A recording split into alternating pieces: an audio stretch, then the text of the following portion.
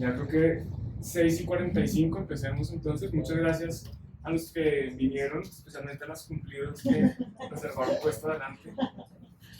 La idea de hoy, esta es la quinta charla que estoy dando en las últimas 3 semanas que estoy en Colombia, y esta la verdad es la más interesante, por lo menos para mí. Yo hablando de criptomonedas, criptoactivos, cómo blockchain va a cambiar el mundo y todo eso que es interesante, pero Bitcoin es la verdadera innovación acá, o lo que para mí más me interesa y lo que quiero compartir con ustedes hoy.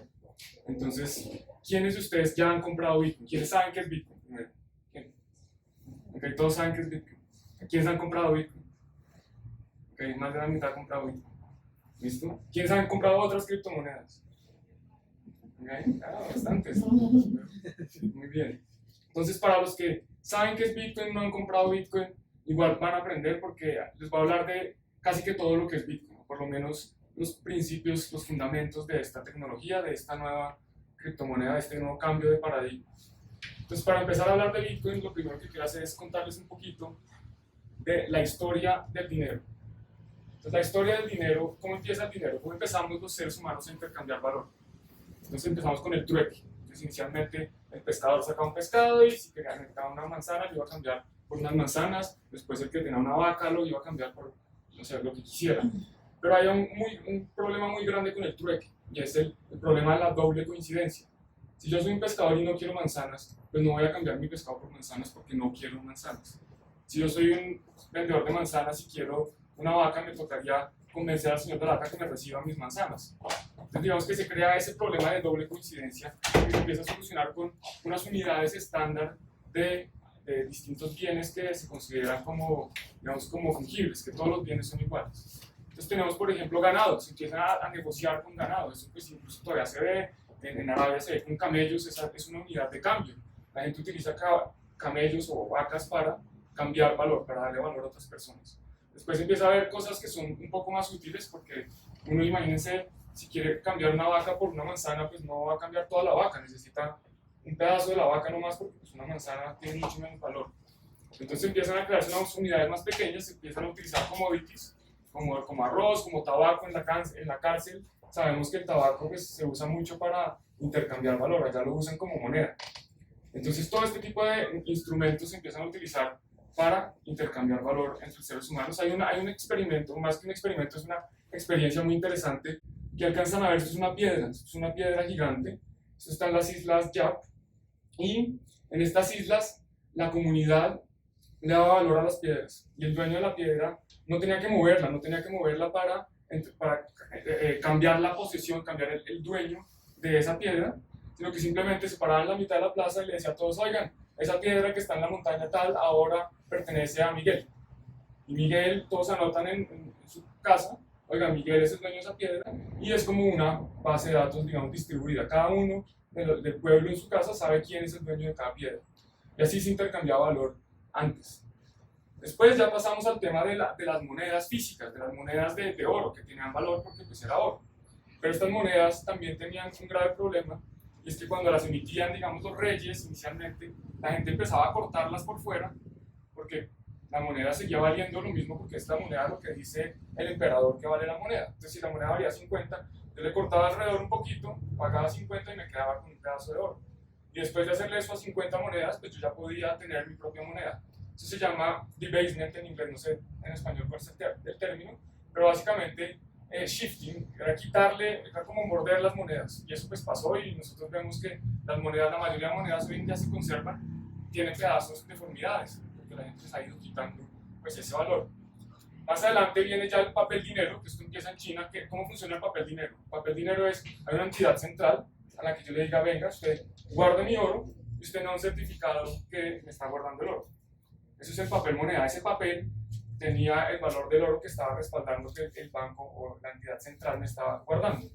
Y eso, digamos, que funcionó muy bien hasta el 71, cuando Richard Nixon dice: ok, este papel que yo estoy imprimiendo, que está respaldado por oro, ya no está respaldado por oro.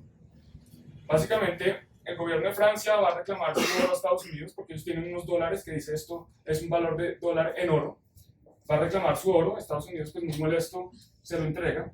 Y al año siguiente van los ingleses a reclamar su oro, y Estados Unidos dice: no, un momento, ya este papelito que dice que Estos son $5 oro, ya no son oro. Ahora esto está respaldado por la Reserva Federal de Estados Unidos, que es el Banco Central de Estados Unidos. Entonces eso hasta ahí, hasta el 71, el dinero estaba respaldado por oro. Hoy en día pues no está respaldado por nada distinto de los estados. Ya más adelante empezamos a ver, por ejemplo, lo que es el dinero digital o el dinero plástico, que son las tarjetas de crédito, que eso ya existe hoy, que ya son digitales, que ese es un dinero que no es el dinero físico.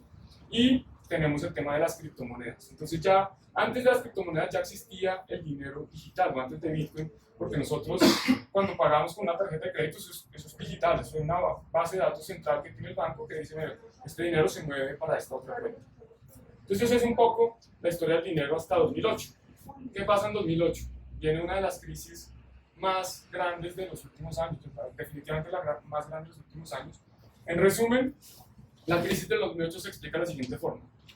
Los bancos comerciales empiezan a emitir deuda, empiezan a prestarle a gente que no va a pagar. ¿Por qué no van a pagar? Porque no tienen trabajo, no tienen activos, no tienen ninguna fuente de ingreso. Entonces esta gente empieza a recibir préstamos, empiezan a comprar casas.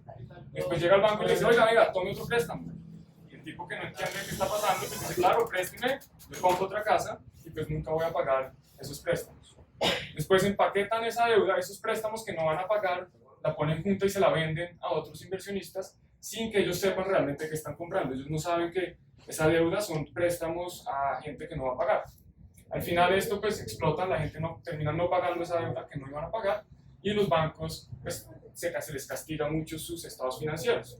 Entonces ellos empiezan a perder dinero, algunos bancos se quiebran como Lehman Brothers se quiebra en 2008 y después pues, llegan los bancos centrales y esta es la reacción de la Reserva Federal. La Reserva Federal básicamente lo que hizo fue imprimir dinero para comprar activos tóxicos, salvar a los bancos, ayudar a los bancos a mejorar su posición de caja. Aquí les voy a explicar, esta línea azul que ven ahí es la cantidad de moneda existente en la economía. Esa es la base monetaria en Estados Unidos. Es cuánto dinero hay impreso, cuánto dinero hay en circulación. Y aquí lo que vemos es que va subiendo, digamos, de una forma conservadora hasta que en 2009, cuando después de la crisis, el banco dice, oiga, la forma de salvarnos aquí de la crisis es imprimir billetes, es prestarle a los bancos créditos muy baratos, es básicamente salvarlos para que puedan pues, mejorar su balance y hacer las fusiones correspondientes. Entonces esto pasa y alguien me preguntaba en una conferencia en la Universidad Javeriana, bueno, pero si esto pasa, ¿por qué eso no genera inflación? La respuesta por qué no genera inflación es porque ese dinero que están imprimiendo los bancos, ese gran pico que vimos ahí, pero todavía no manejo bien esto. Este gran pico no se fue a las manos de los consumidores, eso no fue a la gente a que subieran los precios de la economía. Eso se fue a las acciones, esos son los bancos que tienen el dinero, ellos invierten en activos y eso al final termina siendo al Standard & Poor's, que es un índice accionario de Estados Unidos, entonces termina yéndose el dinero al mercado de capitales. Y aquí vemos, lo que quiero mostrar es la correlación que existe entre el dinero impreso, entre la base monetaria y el precio de las acciones. Aquí vemos que hay una correlación, digamos que es significativa. Y por eso es que sale Bitcoin. Digamos que Bitcoin es una respuesta a esta crisis. La crisis ocurre en septiembre 15 del 2008, se quiebra Lehman Brothers. El 31 de octubre, Satoshi Nakamoto, que es el creador de Bitcoin, saca un white paper, que se lo recomiendo. ¿Quién se ha leído el white paper? Una parte pequeña. Se han comprado Bitcoin y no se han leído el white paper. No saben qué están Yo comprando. tengo Litecoin, pero Bitcoin sí me interesa saber. No sabe Bitcoin, bueno, aprender a... Bitcoin sí sé, pero Litecoin solo tengo Litecoin en este momento. Okay. Ahorita con la tendencia que se subió, está bueno. Bueno, les recomiendo leerse el white paper de Bitcoin. Hay una versión en español más fácil, porque ahí es donde Satoshi Nakamoto explica cómo va a funcionar este mecanismo, este nuevo activo digital que está pues, cambiando el mundo. ¿Quién es Satoshi Nakamoto? No se sabe, esa persona crea Bitcoin y después se desaparece. Yo creo fielmente que no es una persona, es un grupo de personas. Hay que tener mucho conocimiento para poder lanzar una cosa como Bitcoin. Digamos que hay que saber de programación, criptografía, economía, finanzas, teoría de juegos y un montón de ciencias y de conocimiento hay que tener. Entonces esto es un grupo de personas. O por lo menos eso es lo que yo quiero asumir. El 3 de enero de 2019 se crea Bitcoin. Digamos que el white paper explica de qué se trata y el 3 de enero de 2009 nace Bitcoin. Se crea el bloque Génesis. ¿Qué es el bloque Génesis? Es el primer bloque de Bitcoin. Son las primeras transacciones que se hicieron en esta base de datos gigante que es Bitcoin hoy. Y aquí algo muy interesante es que ese mismo día sale en el periódico, esto es un periódico de Londres que se llama The Times, y dice, Chancellor on the brink of second bailout for banks. Básicamente lo que está diciendo es, la Reserva Federal va al segundo rescate de los bancos, o sea, van a imprimir más dinero para salvar a los bancos. Y eso, este artículo del periódico, Satoshi Nakamoto lo incluye en el bloque Génesis de Bitcoin. Pero entonces, ¿qué es ese bloque Génesis? Bitcoin está construido, digamos, bajo la tecnología blockchain. Que blockchain, como su nombre lo dice, es una cadena de bloques. Blockchain, cadena de bloques es la traducción. El primer bloque de Bitcoin tiene el bloque Génesis, que es lo que estábamos hablando de la primera transacción que se hizo, que fue Satoshi Nakamoto minando los primeros Bitcoins, y escribió, pues, que, oiga, está acá el rescate el segundo rescate a los bancos de Inglaterra. O sea, es una crítica evidente. Después ese bloque se conecta con otros bloques donde hay transacciones de Bitcoin, están moviendo Bitcoin de lado a lado. Entonces eso es lo que está, digamos, ese es el resumen de lo que es blockchain. Es una cadena de bloques donde hay información de transacciones que se han hecho, en este caso, con Bitcoins. Esa cadena está en múltiples computadores al mismo tiempo y todos esos computadores que tienen la historia de Bitcoin desde el bloque Génesis, desde esa primera transacción hasta la transacción que se está cerrando en este momento, tienen la misma versión de la verdad. O sea, es una base de datos que está en muchos computadores, que todos los computadores tienen todas las transacciones que ha habido desde el principio y que son las mismas. Entonces no puede haber un computador que tiene transacciones distintas a los demás. Y eso hace pues que Bitcoin, digamos, sea inmutable. Pero ¿qué es lo que, digamos, por qué tener tantos computadores conectados? ¿Qué es lo que esto trae? O sea, ¿por qué Bitcoin es diferente a lo que había antes? Digamos que antes con la información digital era muy fácil. Yo tenía una foto, yo podía copiarla en una USB, podía copiarla y pegarla en otra carpeta, podía enviarla por email y todo el mundo tenía esa misma foto. Digamos que no era un activo digital como tal, es una información que se puede compartir. Lo mismo pasa con un archivo de Excel, con un archivo que uno pueda bajar, con un video. Toda esa información uno la puede copiar y tener en muchos sitios, ¿cierto? Pero imagínense que eso fuera con plata. Digamos que yo tengo plata digital y que yo simplemente la copio, la pego y la mando a otra carpeta y después le envío la misma plata a mi hermano, y mi hermano y yo tenemos el mismo billete de 100 en distintos lados. Pues con plata eso no funciona. Y eso es lo que soluciona Bitcoin. Bitcoin soluciona que haya un activo que solo una persona lo tiene, que todos saben quién lo tiene, porque esa es esa base de datos donde están muchos computadores conectados, todos saben quién tiene qué, y si yo lo cambio, lo dejo de tener, y la nueva persona lo tiene, y puede probar que ella es el dueño de ese Bitcoin. Entonces eso es lo que Bitcoin permite, y digamos que Internet nos permitió comunicarnos muy fácilmente, transferencia de información a grandes distancias en una red. Bitcoin lo que nos permite es una transferencia de valor, ¿cierto? Eso es algo que no se podía hacer antes con Internet, por lo que hablábamos de que Internet transmitía la información, no se podía transmitir un activo único que todo el mundo supiera quién lo tiene. Por eso se le dice que pues, hay gente que dice que Bitcoin es el Internet del dinero. Y pues, es un autor, expositor, es digamos uno de los gurús de Bitcoin. Si en Bitcoin hay 100 expertos en el mundo, este está ahí. Se llama Andreas Antonopoulos y él tiene 2 libros, el Internet of Money, está en español también, el Internet del dinero. Se los recomiendo y básicamente en estos libros son charlas, un resumen de sus charlas que ha dado por todo el mundo, contando de qué se trata, de qué es esto que les estoy contando, de qué es Bitcoin. Entonces Bitcoin, cuando ustedes les hablan de Bitcoin, entiendan que es la forma de transferir valor en Internet. Pero hablamos de dinero, se habla de cryptocurrency, que significa criptomoneda, que es dinero, ¿cierto? Pero entonces, ¿cuáles son las propiedades que tiene que tener el dinero? Digamos que se ha llegado a un acuerdo que hay 3 propiedades mínimas que debe tener el dinero. El primero es que sirva como medio de intercambio, que yo pueda darlo a cambio de algo, ¿sí? Que yo pueda básicamente transferir valor. Esa es la primera utilidad del dinero, tiene que ser para medio de intercambio. La segunda es que me sirva para el depósito de valor, para guardar valor. Si yo tengo un dinero que mañana vale menos, pues eso no es muy bueno, yo no quiero tener ese dinero, ¿cierto? Entonces el dinero se usa porque yo puedo guardar valor en el tiempo. La gente guarda el dinero en su cuenta bancaria porque espera que ese valor no se pierda, que se quede ahí y uno está ahorrando. Entonces, otra de las propiedades del dinero.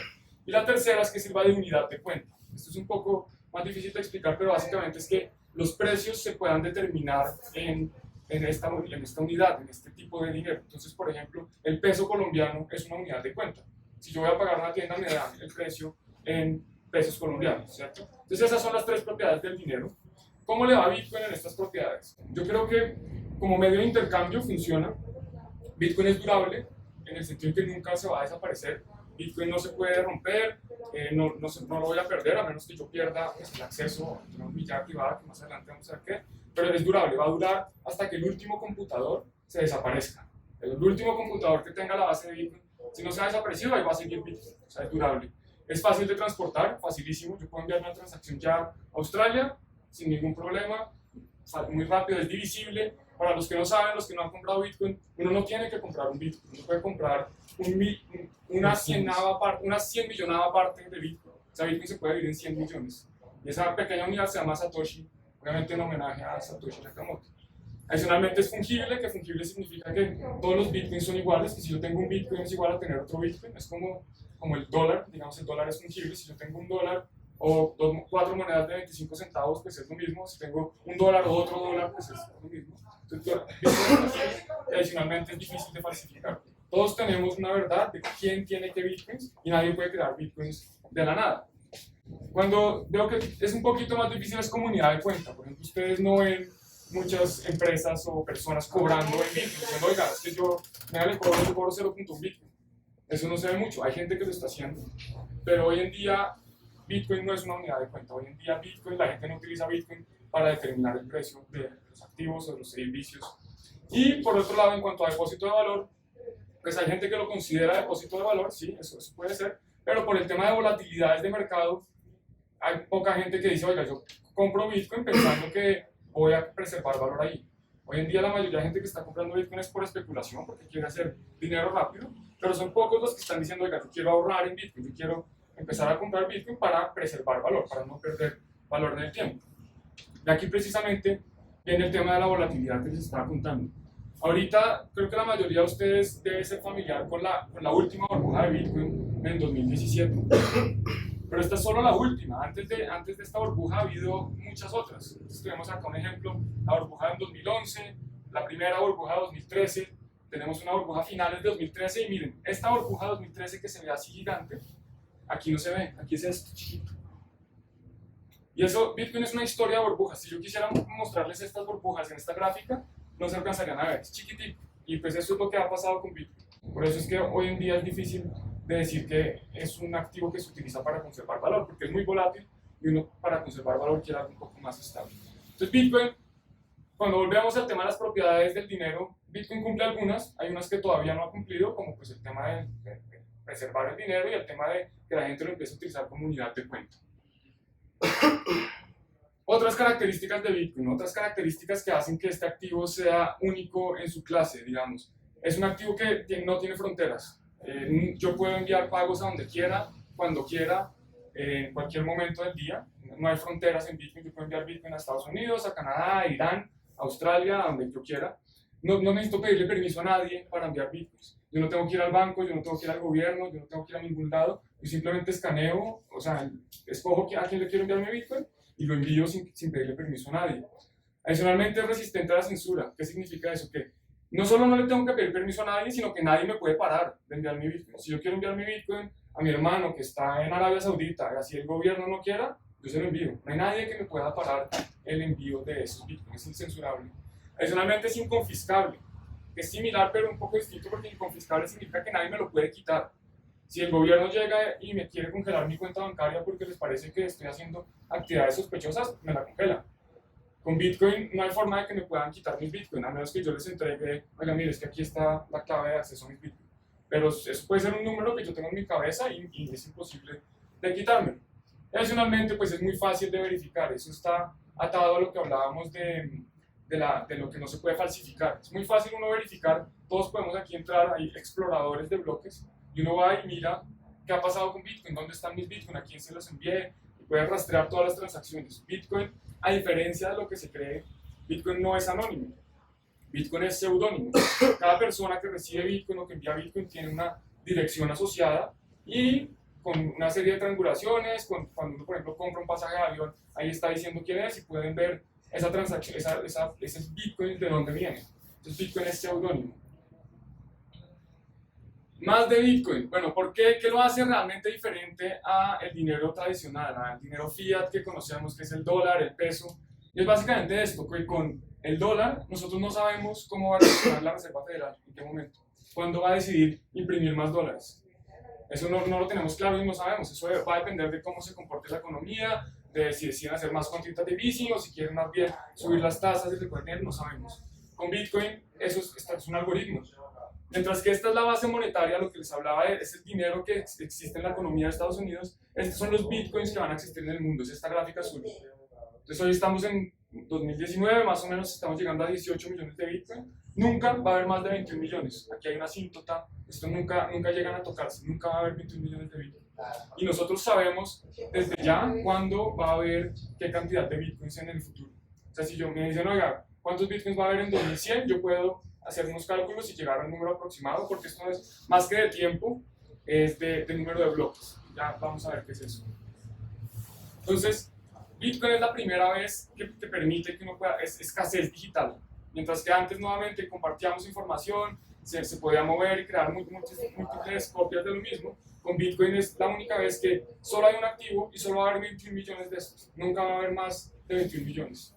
Entonces por eso hace que Bitcoin sea, digamos, que alguna gente lo llame, que es el oro digital, porque es escaso. Es un producto que no va a haber más de 21 millones, nunca se van a crear más, y yo cuando lo envío lo pierdo, lo voy a poder detener. Volviendo a un tema, la curva de emisión, entonces la gráfica azul es la gráfica de cómo se van generando los bitcoins en el tiempo. Entonces al principio se generaban 50 bitcoins por bloque, o sea cada 10 minutos entra un bloque nuevo de transacciones a la red. Después empezaron a generar 12.5, hoy en día, perdón, 25, después 12.5. Cada 4 años se baja la mitad la tasa de generación de bitcoin. Y eso hace que la curva pues vaya disminuyendo. Y asimismo tenemos esta curva naranja que es la inflación, que es la cantidad de bitcoins que se emiten comparado con la totalidad de bitcoins en el mercado. Es cuántos nuevos bitcoins están entrando al mercado como porcentaje de los bitcoins existentes. Entonces aquí lo que vemos es que cada 4 años la inflación va bajando, la tasa de emisión de bitcoins va bajando hasta que llega casi que al 0%. O sea, hay un punto en que ya se dejan de emitir bitcoins. ¿Quiénes se ganan esos nuevos bitcoins que están saliendo? Eso es muy importante porque aquí vemos que cada día se están creando bitcoins. ¿Quiénes se llevan esos bitcoins? ¿Por qué se los llevan? Los mineros. Exacto, los mineros. Entonces ahí llegamos al tema de minería de bitcoin.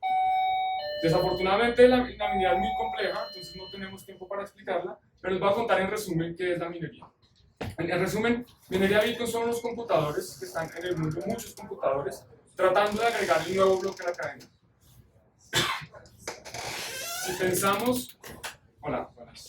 Si pensamos en una base de datos tradicional o antigua, que eran papeles, donde yo anotaba las cuentas, oiga, hoy le vendí a Juan Carlos, o mañana le vendí no sé qué, se llena paso la página y empiezo a llenar la siguiente. ¿Cierto? Y así voy llenando transacciones. Aquí es con bloques.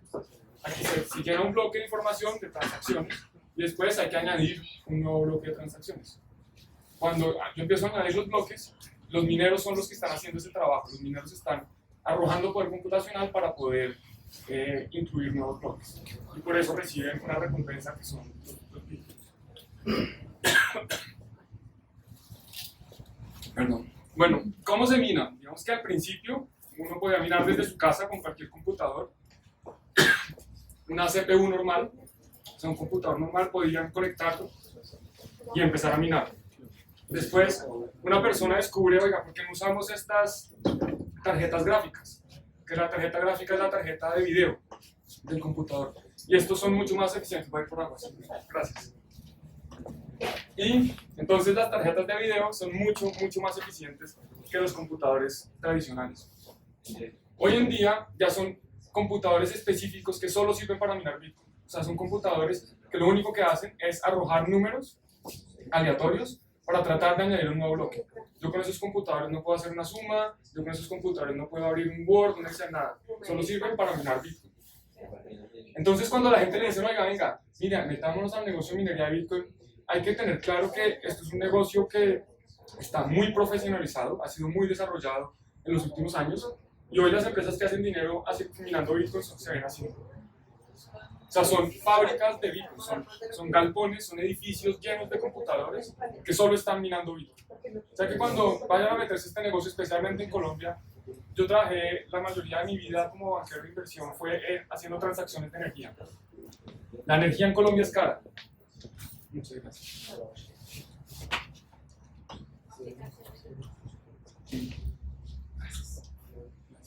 Entonces, ¿cuál es el costo de minar bitcoins? El costo de minar bitcoins es yo compro un equipo, ese equipo me cuesta un dinero, lo conecto a internet y energía y ese equipo empieza digamos, a generar bitcoins. Si la energía es muy cara, yo soy menos competitivo que alguien que tenga la energía barata, ¿cierto? Entonces, si en Colombia yo pago 100 pesos por kilovatio hora, pues estoy pagando más de 10 veces lo que pagan en Venezuela, por ejemplo, o lo que pagan en Irán, o lo que pagan en Islandia. Entonces, minar bitcoin en Colombia, eso no es una realidad, eso si les están diciendo eso, lo más probable es que o estén perdiendo plata o no sea realmente minería de bitcoin. Pero ¿cómo más puedo adquirir bitcoin? Entonces yo adquiero bitcoin minando, o sea, si yo pongo mi poder computacional, pero también puedo recibirlos como parte de pago. Yo hoy en día cobro en bitcoin, a mí hay universidades que me pagan en bitcoin. Se pueden obtener en exchanges, que vamos a ver más adelante que es un exchange, pero básicamente es un mercado donde la gente compra bitcoin o compra criptomonedas. También están cajeros, hay ATMs, hay cajeros, máquinas automáticas donde uno va y puede comprar y vender bitcoin. Y por último está localbitcoins.com, que se lo recomiendo si están interesados, es para comprar bitcoin peer-to-peer, entre persona y persona. Hay gente que vende, es como un mercado, hay compradores, hay vendedores, conectan las dos puntas y uno puede comprar o vender bitcoin. Pero más importante de cómo lo puedo adquirir es cómo lo puedo guardar. La gente siempre pregunta, bueno, ¿y cómo compro bitcoin? Bueno, pero ¿de qué le sirve comprar bitcoin si lo va a perder, si no sabe cómo guardarlo? Cómo guardarlo es mucho más importante que dónde comprarlo. Por eso hacer énfasis acá. Para guardar los bitcoins hay un trade-off, hay unos pros y contras de las distintas soluciones. Está el tema de conveniencia, si yo quiero enviar transacciones rápidamente, si yo quiero hacer trading, si quiero mover mis bitcoins o otras criptomonedas rápido. Y está el tema de seguridad, y es, si yo de pronto no los voy a usar mucho, pero prefiero que estén seguras, prefiero que haya menos riesgos de que se pierdan. Entonces las cuatro principales soluciones son exchanges, que son custodios, son unas bolsas, son unos bancos de Bitcoin que guardan su Bitcoin y les permiten intercambiarlo por otras monedas. Están las billeteras online, donde hay un tercero que guarda las claves de ustedes de acceso a sus Bitcoin. Hay unas billeteras digitales, que son un software que se instala en su celular o en su computador, y ahí pueden guardar Bitcoin. Y están las billeteras frías. Ya vamos a ver un poquito más en detalle cada una de estas. Adicionalmente también tenemos las billeteras de papel, que las billeteras de papel yo no las pongo en este mapa de conveniencia y seguridad porque son muy poco convenientes y para la gente normal son muy inseguras. Hay que ser un experto para poder realmente utilizar billeteras de papel de una forma segura. Entonces yo las saco porque no son convenientes ni son seguras. ¿Qué es un exchange? Un exchange es como una bolsa donde la gente compra y vende productos, compra y vende activos. Entonces si yo guardo mis Bitcoin en un exchange, lo que estoy haciendo es que estoy dando mis Bitcoin a una persona, un tercero, que si yo quiero comprar o quiero vender de esos Bitcoins, él me va a administrar mi plata, me va a administrar mis Bitcoin y cuando yo lo quiero lo retiro. Entonces, ¿qué pasa? Si el exchange se quiebra, pues se va con mis Bitcoin o con mis pesos. Si el exchange lo hackean, es posible que hayan hackeado mis Bitcoins o mis pesos. Si el exchange llega al gobierno y lo para, le dice, oiga, usted tiene que congelar actividades, pues congelan mi dinero. Entonces, por eso es conveniente en la medida en que yo lo puedo utilizar muy fácil, yo puedo intercambiarlo por otros criptoactivos, puedo enviarlo rápido, pero por otro lado, pues no es muy seguro. Hay unas fallas de seguridad. Después tenemos la billetera de papel, que aquí me sirve para explicarles varias cosas. En Bitcoin tenemos una llave pública y o una dirección y una llave privada. La dirección es como la cuenta del banco, que uno se la puede dar a todo el mundo y la gente se lo puede consignar. Con la cuenta del banco nadie puede retirar el dinero. Entonces esa es la dirección. La llave privada es como mi clave del cajero, que solo yo la sé. Si alguien tiene mi clave del cajero, puede sacar mi dinero. Entonces la llave privada es una llave que ustedes nunca deben compartir con nadie, que no le deben tomar fotos, no la deben tener en formato digital porque ahí está expuesta a hackers, pues, si el celular está comprometido, si el computador está comprometido, pues van a tener acceso a su llave privada, que es el acceso a sus bitcoins, básicamente. Y esto es una billetera de papel. Si yo escaneo acá, puedo enviar bitcoins, y si escaneo acá, puedo retirar todos los bitcoins. ¿Por qué no es muy conveniente? Porque crear un número realmente aleatorio es muy difícil. En computadores crear números aleatorios realmente aleatorios es muy difícil. Entonces, esto solo lo pueden hacer equipos que nunca hayan estado conectados a internet, que no hayan estado comprometidos. También tenemos una semilla de recuperación. Y es básicamente, nadie se va a aprender esto que está acá. En la llave privada nadie se la sabe de memoria. Entonces lo que uno hace es que tiene una semilla de recuperación, que son 12 palabras o 24 palabras, con las que yo puedo recuperar este número. Entonces es cuando uno guarda Bitcoin, digamos, incluso en las billeteras de la mano, digamos, de celular, o en las billeteras frías, le van a pedir que anote estas 12 palabras. Y es muy importante anotarlas, tenerlas redundantes, al menos en 2 lugares, por si se llega a mojar, o se pierde, o se quema, o alguien la bota en la caneca. Entonces, importante tener eso cuando vayan a guardar sus Bitcoin. Billeteras online, aquí voy a empezar a acelerar un poquito. Billeteras online están en la nube, o sea, hay una persona tercera que tiene sus llaves privadas. Tenemos billeteras de software que están instaladas en los equipos.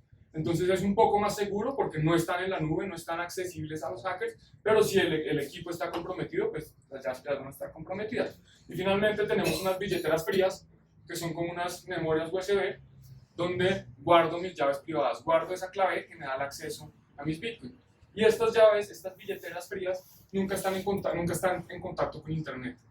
Aquí esto, cuando uno las tiene, siempre se llama offline, y entonces es imposible, digamos, hackearla. Alguien por suerte podría llegar a la dirección, hipotéticamente, pero nadie puede sacar la información de acá. Entonces esta es como la forma recomendada, pero nuevamente es muy inconveniente porque si yo quiero enviar Bitcoins de una de estas billeteras, tengo que conectarlo al computador y empezar a hacer unas cosas, mientras que una billetera de celular simplemente básicamente escaneo algo y listo. Aquí hay ejemplos de billeteras por si quieren ver comparaciones.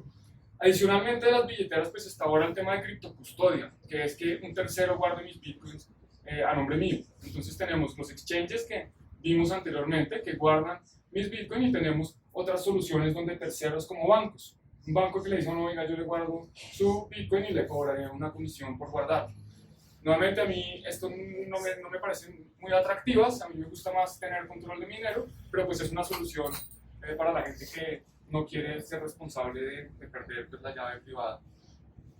Nuevamente la importancia, si no tienen sus llaves privadas, ustedes no tienen sus Bitcoin, porque la entidad que tiene sus llaves privadas le puede pasar cualquier cosa, la pueden hackear, se puede quebrar, la puede intervenir el gobierno, el tipo se puede desaparecer, el dueño. Entonces pues, es importante tener las llaves privadas. ¿Cómo enviar o recibir y recibir Bitcoins? Como les conté, esto es una dirección de Bitcoin. Entonces, si alguien quiere enviarme Bitcoins, o si yo quiero que alguien me envíe Bitcoins, le comparto esta dirección, puedes escanear el código o utilizar esos numeritos que están arriba. Y pues nuevamente enviar, pues es escanear, recibir, pues es mostrar la dirección de uno. Bitcoin, Bitcoin y Bitcoin. Entonces, solo he hablado de Bitcoin, y Bitcoin es muchas cosas. Entonces, quiero contarles cuáles son los 3 principales Bitcoin. Bitcoin con B mayúscula es la red de computadores que tienen esta base de datos. Ese es el primer Bitcoin, es una red de computadores que tienen una misma base de datos con una única verdad.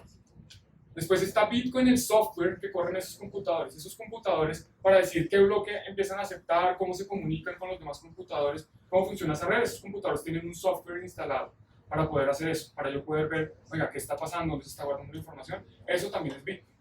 Y finalmente Bitcoin con B minúscula es la moneda digital que se va registrando en el Bitcoin grande. En la base de datos se lleva un registro de quién tiene los Bitcoins con B minúscula. Entonces esos son los costos de los distintos temas de Bitcoin. Y para terminar, ¿qué es Bitcoin en Estados Unidos? Entonces tenemos la Comisión de Securities, la Comisión de Títulos Valores del gobierno de Estados Unidos, dice que Bitcoin es un título valor, entonces que ellos lo van a regular.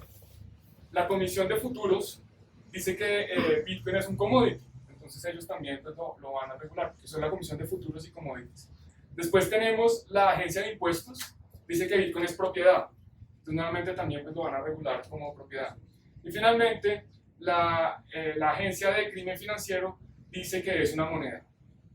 Entonces, cuando estén confundidos de qué es Bitcoin, miren que en un mismo gobierno no se pueden poner de acuerdo. Bitcoin puede ser muchas cosas para alguna persona, puede ser otras cosas para otro, pero lo importante es que es un activo digital, es el primer activo digital, es la primera vez que podemos transferir valor en Internet sin necesidad de confiar en un tercero. Porque antes yo podía enviar mis Life Miles, pero el día que se quebrara Bianca, pues ya no había más Life Miles. O el día que Bianca dijera, no, ya usted no puede entrar a la página, pues ya no hay más Life Miles. Con Bitcoin es el primer activo que uno puede realmente intercambiar sin necesidad de confiar en una tercera persona y donde uno tiene el total control.